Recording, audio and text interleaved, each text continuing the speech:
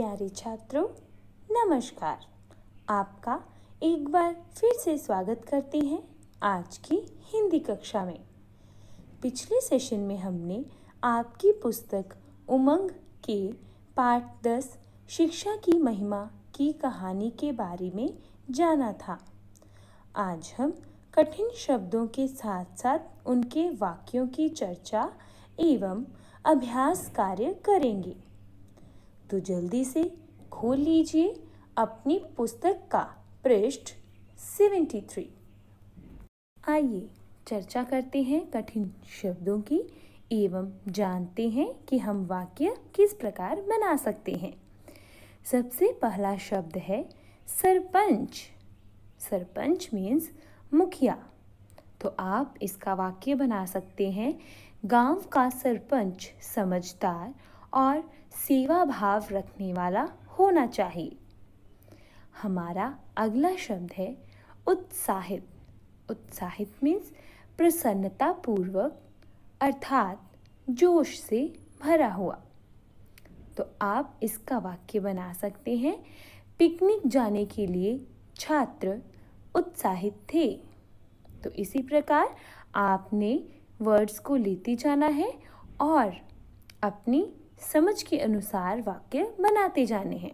आइए हम डिस्कस कर लेते हैं अगले शब्द और उनके वाक्य। परिसर, स्थान, जमीन या प्रीमिसेस। तो आप इनका वाक्य बनाएंगे। खुदा अपनी पनाह में आए हुए मनुष्यों का रखवाला होता है। अगला शब्द है कर्ज मीन्स उधार। कर्ज में डूबे इंसान को ना दिन में चैन होता है ना रात को आराम। अगला शब्द है घबराना मीन्स हिम्मत हारना। संकट के समय घबराना नहीं चाहिए। अगला शब्द है वास्ता मीन्स संबंध। बहन ने भाई को अपनी राखी का वास्ता देकर रुकने को कहा। हमारा अगला शब्द है धावा बोलना मीन्स आक्रमण करना।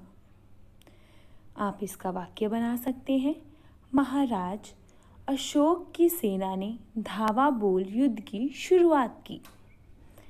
अगला शब्द है संकरी मीन्स पतली। आप वाक्य बनाएंगे, पहाड़ी क्षेत्रों में सड़कें संकरी होती हैं। स्वार्थ मीन्स अपना हित।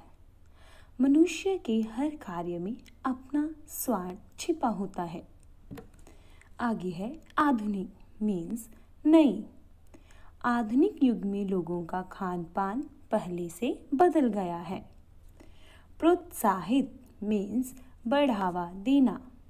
अध्यापक हमेशा अपने छात्रों को आगे बढ़ने के लिए प्रोत्साहित करते हैं। अगला शब्द है यकीन मीन्स विश्वास से। अजनबी व्यक्ति पर यकीन नहीं करना चाहिए।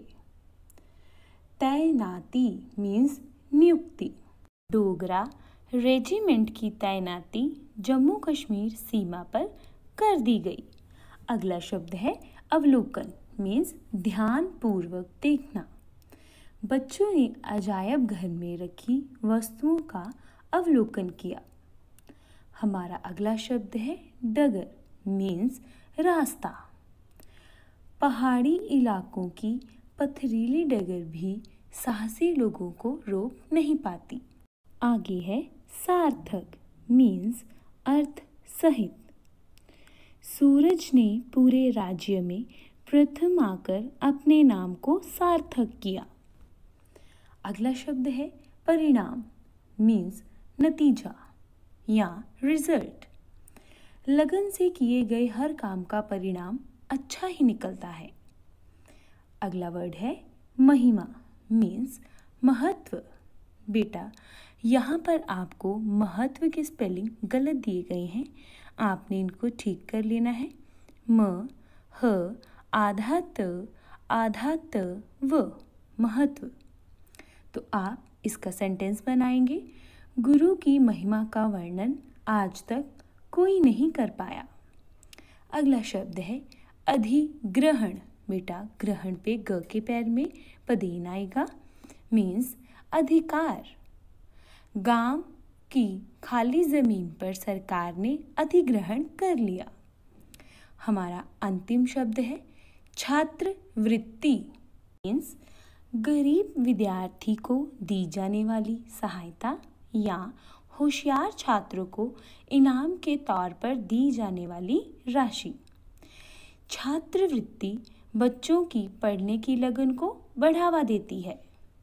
तो इसी के साथ हमारे वाक्य कंप्लीट हुए।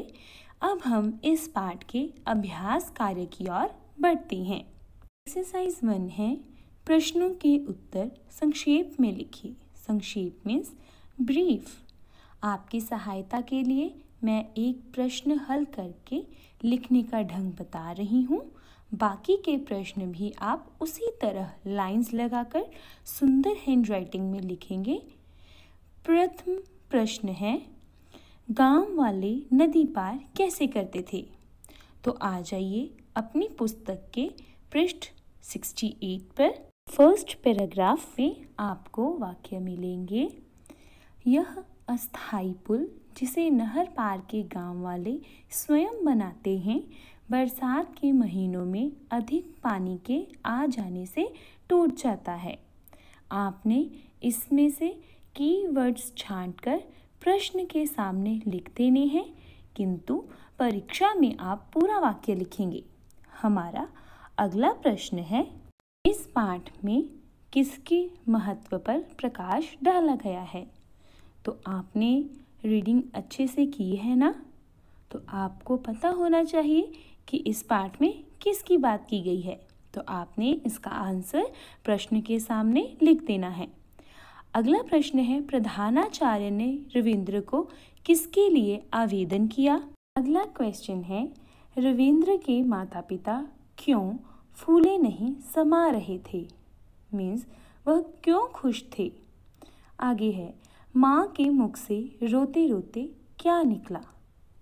तो बच्चों, आज का हमारा सेशन इसी के साथ कंप्लीट होता है। आशा करती हूँ कि आप इन प्रश्नों के उत्तर सोच समझकर लिखेंगे। आप इस पाठ की दोहराई एक बार फिर करना। हम मिलेंगे नेक्स्ट वीडियो में। तब तक के लिए गुड बाय।